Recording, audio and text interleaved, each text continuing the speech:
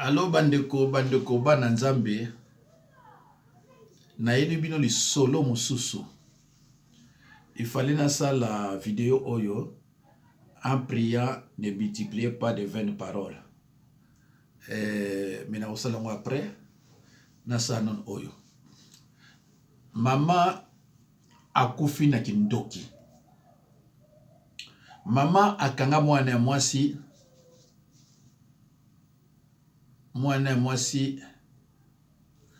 akoki kobota te.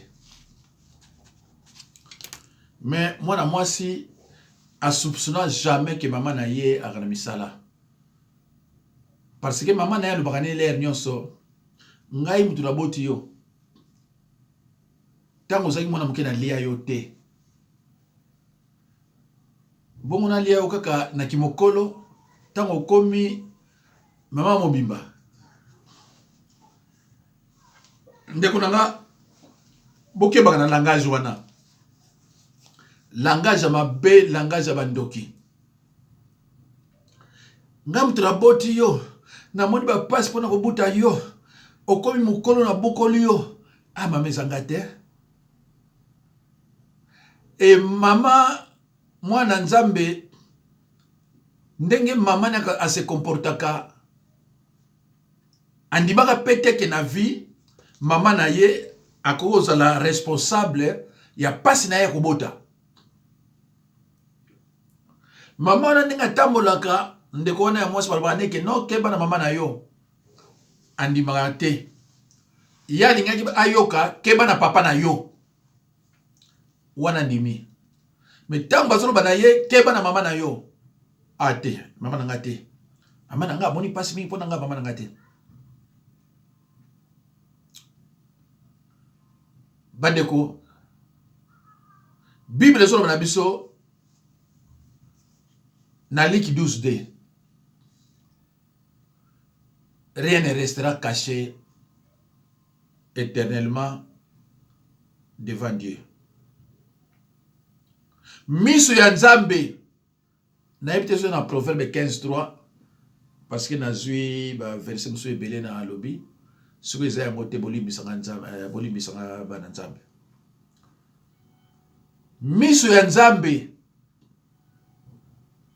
ekomona nyonso ozosala. Sata pe akomona yo oyo nyonso ozosala. Obanda kobomba na kati suka wapi ndenge na ministère nanga ba musu bayebaka te tango bazolanda nga balobi naza na problème boye na kokutana na pasteur Dina Banza edenga na makambo oyo naza nango. Mina motema na ezokanisa ke pasteur Dina Banza aza neti ba pasteur oyo pa ba kinene na église oyo basakana na bango. Epa nanga eza place oyo koya kobomba na te. C'est vrai que na bana koloba te ke yo za boye. Mais mateya et banotia na l'est, banotia à l'est pona ndengo yo zali.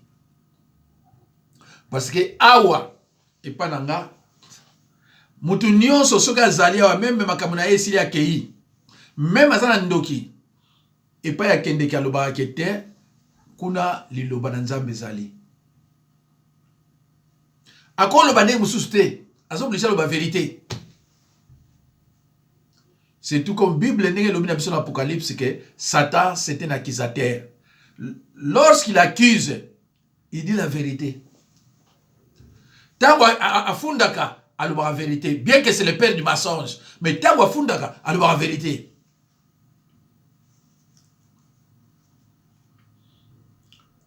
Alors ndeko na pasaki ndeko na délivrance ndeko mwasi. To bandi na bakir d'âme comme ça diagnostic. To silisi.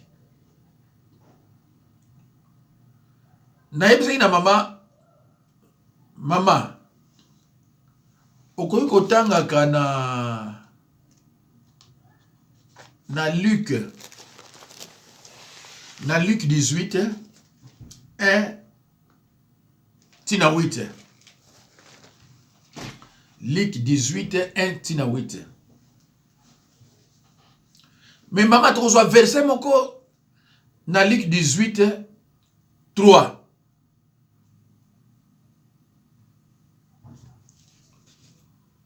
Oyo kune lobi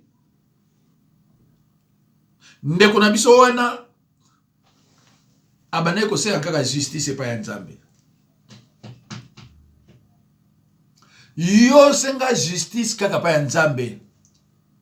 Repetaka prière wana er nyonso.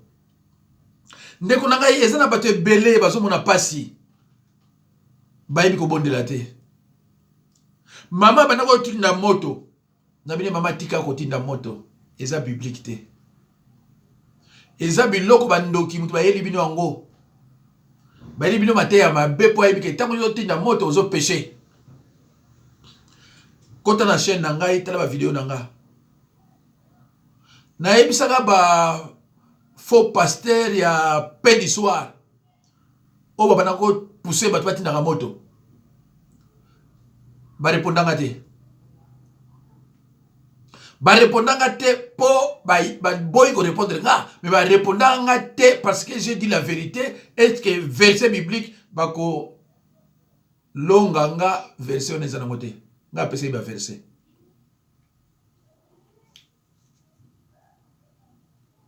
Ndeko Biblia ezoloba na biso na hébreu. À moi la vengeance. Hébreu 10, 30, ezoloba na biso à moi la vengeance. Ndeko na ngai botanga mingi Matthieu 7, 24 à 27. Bande ko ebele bazo souffrir. Bayimi na bako sambela te. Yangwana dimanche oyote, jeudi eleki na prêcher qui pa bandimi nanga. En priant, ne multipliez pas de vaines paroles. Mais lobby naza ko prêcher mardi, lobby mardi. Pour tout cela qui n'est quand même moqué na ba prière ya haine. Pour le Bible il y a haine. Tu vas dans la prière moko ya haine. Nous quoi aussi ce dossier ngo bandimi bazana sengo makasi. Pour te récupérer de tout cela qui to zongeli sikoyo mardi, jeudi, dimanche, mardi, jeudi, dimanche. Pour nous aider peuple de Dieu. Mateya oyo na kotia yango na banzi lobby na zuli bango mateya mosusu prière précise. Nzambe alingi ta tozo bondela photo la précis. Au moment où nous sommes ensemble abimi déjà na prière na ye a commis ne côté péché. Et ndeko sans qu'il y ait tant où ils ont prié, prier va être les capables Nzambe et les gars ils sont pas Satan ils sont bêta pas ils sont mais pour prier na yo et dousola et que ne pas Nzambe ce que les gars kuna Nzambe ko kisosa or Satan za wana po chango boy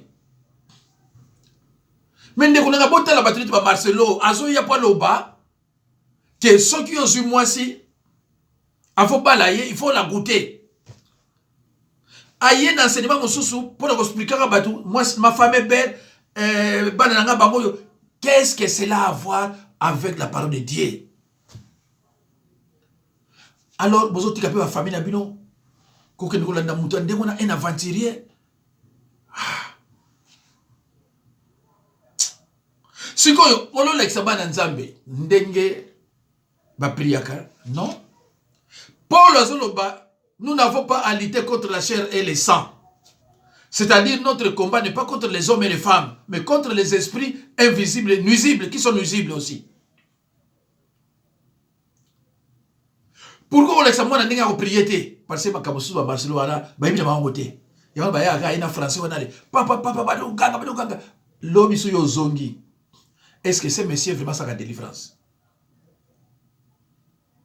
Ndeko, oyebi soki na fandi natali bato bozo landaka ezopesanga mbala na bi, mais comment peuple de Dieu à cause de la ignorance. Yamana bandeko, tant on a prêché toujours que les Écritures annoncent clairement que le peuple de Dieu souffrira et sera amené en captivité s'il persiste dans l'ignorance et dans le péché. Le prophète Osée a dit, mon peuple est détruit parce qu'il lui manque la connaissance. Il parle de quelle connaissance? Mon peuple est détruit par manque de connaissance. Mes chers frères et sœurs, ce verset biblique ne dit pas que mon peuple est détruit à cause des sorciers, mais uniquement par manque de connaissances. Jésus a toujours dit, ceux qui sont mes frères et sœurs, ce sont ceux qui écoutent la parole de Dieu et qui la mettent en pratique. Pas seulement écouter, mais il faut la mettre aussi en pratique. Mais ndeko, olingi so okoti na YouTube, otala oyo moite, otala ozo perdre même sous 4 heures de temps na buzoba. Mais au cause de la Bible, na otende konanga même 1 heure de temps. Na minute nyoso yosa nango, au cause de même 1 heure de temps de konanga. Kokino l'extra ba l'air pamba pa pasteur oyo nzambe ayebi na bangote na ndipa yebi bangote. Mais tant on a zo yebisa yo so ngo chaka mwa tembe alors que yebi lokote. Ndeko nanga yo mto olandanga. Songa na lobi na yo. Oyo azani musala nzambe te. Kocha tembe te. Kocha tembe te parce que yo yebite. Mais parce que pelé. Otanga bango ba mokuna, ba walesa, ba karambai, ba Moïse, ba ifonge, ba mbuku, ba subi ba prosta. Tony Silasi, Onensu Bakachu. Tous ces gens-là, comme on a bien mon ngai, attends mon tour ça nzambe, o nzambe yibi, asana été.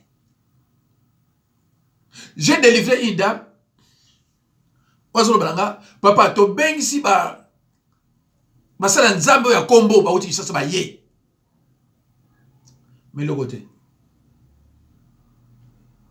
Ba pasteur na biso na ba mindele papa et le côté. Ti mukolo batindanga pa na yo. Oya tininga pa na yo aza ko insister que yo sa musana nzambe. Totali batu ndenge baza ko tonko finga yo tout ça. Alobi aza musana nzambe kende ko bika. Après plusieurs années de souffrance. Et aye abiki. J'ai des photos, j'ai tout. Alors bande konangai. Mama oyo tango délivrance Cécilie. À ça la prière on appelle ça. Na yoga ki oyo bobengi prophète beaucoup. Azo critiquer ceux qui brossent obéakaye. Arbi pasteur akoy ko pesa mondimi ba prière te. E ba mona alimia. E ma mingi de konanga. Moi si moko azalaki wana yebi ka mwa mkeli lo batuni ye. Alobi même si la prière est en accord avec la parole de Dieu, Tao, moi répondre ça te. Mais nga batuni so na délivrer o ba mona bola, mo ka sa ba prière. Na ko yebi se tika prière na wana. Ko sangisa wana ngate. Prière na yo ya kotinda ba moto, prière na yo ya kotinda ba malédiction, prière na zo ba ka bebele. Moi na nzambe azo la prière, azo tindela ndoki ba malédiction. azotindi na muta famille na ye ba malédiction. Mais c'est quoi ça? Yoza mwana nzambe na kati ya malédiction ba démon baza kuna. Un enfant de Dieu, un croyant de nouveau, ako coopérer jamais na ba démon. Ya mwana okosambe la bambula na bambula ndeko kobika ndenge ni. Mususu ake akokuta pasteur mususu na YouTube yona azoganga. Suis entré dans le sanctuaire du diable. J'ai libéré le feu et j'ai fui. Aucun problème. Aucun problème. Dans la prière, yo ok no kota na sanctuaire du diable. Ah mais na bazi komona boyoka encore yoka. Alors tamo yesu muna zo ganga. Alors yo pose prière wana okoti sina ba prière na yo ndeko. Bako boma yo. Okota na combat moko yo ko résoudre côté. C'est pour cela que je dis à mes disciples, ceux qui ont la prière, soukaka boye. Parce que oya omemilanga ngabo. Prière na yo o eleki. Et kwesi ba vio na bango. Bako luka ba yeba nani a prier modèle oyo. Eza yo. Osambela pa ya nani. Omoni makambo lukilenga. Prière na yo faisons simple. Prier, c'est demander et recevoir, disait Jésus-Christ à ses disciples. Prier, adoration sa prière, louange sa prière, confession sa prière. Faut beaucoup de temps il va expliquer yo. Mais toutefois, tant qu'on bonde là, quand ça supplication, parce que supplication peut sa prière. Supplication c'est intervenir. Na prière d'intercession, na prière de demande. Abilo kona nyonso yo mosala nzambe fo lakisa ko bandimi. Yiko no betra bon limba solo ya mutazu zemi na ye. Ah. Et yo pozo ke nivala ofandi, ozo ka vraiment mutu wana solo bana yo, après tu commentaire ke oza ya nzambe. Mes chers frères et sœurs, suka na yango. Mama wana alali Nzambe afongoli miso. Nzambe asali ni afongoli miso. Neko Nzambe ko fongolo miso te atika miso no etala 2 minutes. Nzambe afongola miso pa seconde. Parce que ceux qui atikeli o miso na 2-3 minutes olinga so mokili ote. Mokili oyo ko olinga ngoni susu te. Yango moni bando ki musu ba ka osambela. Parce que makambo bomba monaka elekilaka bango. Yo ko se bandeko ba osambela pourquoi? A préféré aya ko sambela bomba bipa ya bino azo sambela po makambo oyo aza ko mona. La plupart des bandeko ba bela attention pourquoi? Mais parce que makambo bomba monaka elekilaka bango na monde ténèbres. 90% des sorciers ba bela attention. Na l'obité que vous avez l'attention parce que vous avez l'habitude d'interpréter mal makabo basa na nzamba lobak. Na l'habitude vous avez l'attention à ça non. Mais 90% tout basa na kata sorcellerie ba bela attention. Ba bela attention parce que makabo mona pa na oh mona ka elekila bango. Na monde la bango bazo kata mutu. Na monde ba mona makabo et zo bagi sa bango mona tanga wa na moyi akuna attention. Mais elle m'a remarqué que mutu ko bela masanga. Mais comment vous devez faire attention à la masanga? Alors, ndekota mo miso fongwami amona awa ndeke. Oh, mais ndako za ko kangama ndeni ndeke awa. Ndeke ba inoptize ye na ba prière. Ndeko yeba ko sambela. Yeba ko sambela okosepela. Ndoki ba inoptiser na ba prière azuko so kendete mama na benginga na bi kende pelisa resho bwaka ina kata resho soko bwaka na kata resho longwana zotu mandekete mama ki apelisa resho ya makasi tango beti abwaki kuna ayoka canon na tongo babengi yo mama nini babeti ko sikubota na banzi na bandoki toki na mwana hôpital.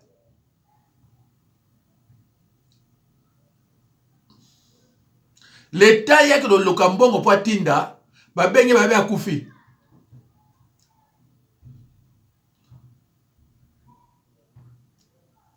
Mama benga badolela. Mama nini? Oh balata ki mama na biso. Balata ki mama na bino na lata ki. Oh bandoki. Parce que mama na ngoza ndoki te. Oh.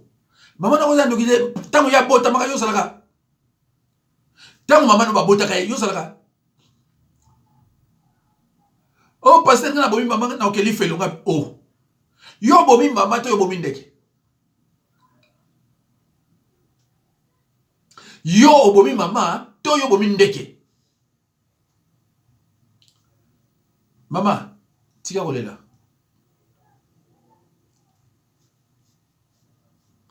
Chacun de nous portera sa croix.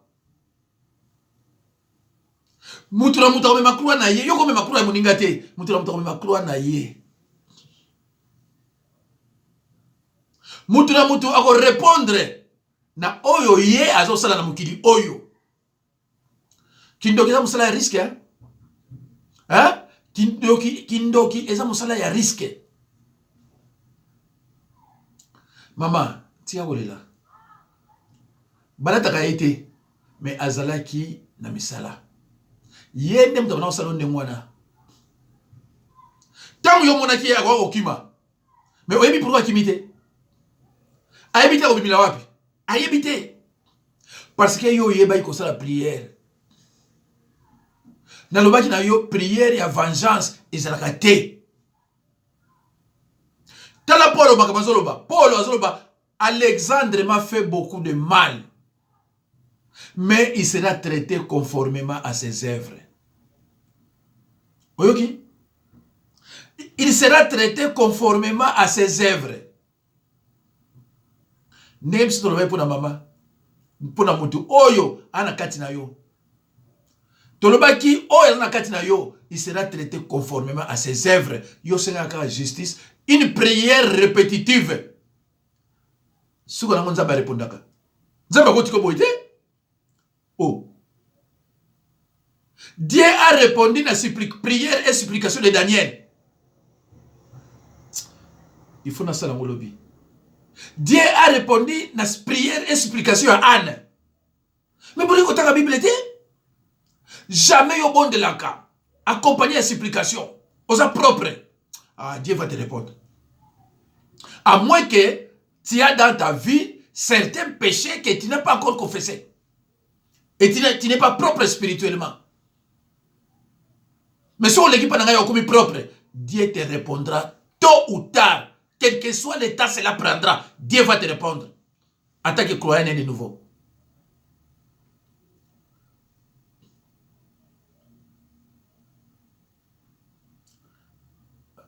Maman na bota. Maman wana abota. Au moins délivrance. Nazana mususu oyo leki na kati na biso awawa. Mais mko nango peut-être olinga te na sala témoignage wana. Parce que bato belé même maman naza ndoki asala ma bé. Mais pour ça la témoignage ils ma bé na miso nzambe. Maman abota. Muta kufi et memi délivrance dans ce mutu. Bible le Bible dans Luc 12 ou 2, je reprends. Rien ne restera caché éternellement devant Dieu. Nekonanga nyonso yo salaka. Siko maman na kufi ake mbala moko na séjour de mort. Parce que Bible zo la biso to saka ba cheme mi balé. Moko ya muke, moko ya munene. O ya munene o eza côté à plaisir. Na sorcellerie. O ya muke bateau baza ba victime ya tribulation na be preuve. Pona okota na nzela wana bakota bato mi balete. Il faut kota ka yo moko. mais nzela large oyo monene bakotaka bato ebele wana stade te nzela séjour de mort nzela ya graissement des dents pas souffrance ezali bandeko natiki bino c'est vrai que les gens baza ne se côté pas nanga parce que na pesa son numéro nanga te naza les gens na batuka moi mingi mais na uti ko faire partie na ministère na au moins 6 personnes parce que délivrance et prier pour na batu boyo ko ngora sama mais cela ne m'empêche pas cela ne vous empêche pas de joindre de nous rejoindre pour te uti ozo batu souper ba uti kota alors na opesa mino même numéro nanga 06 51 03 92 89 06 51 03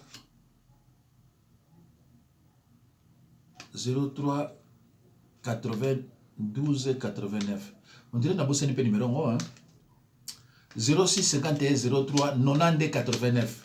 Bateau Bazali Banda France 03 0033 6 51 03 92 89. Oui, c'est ça.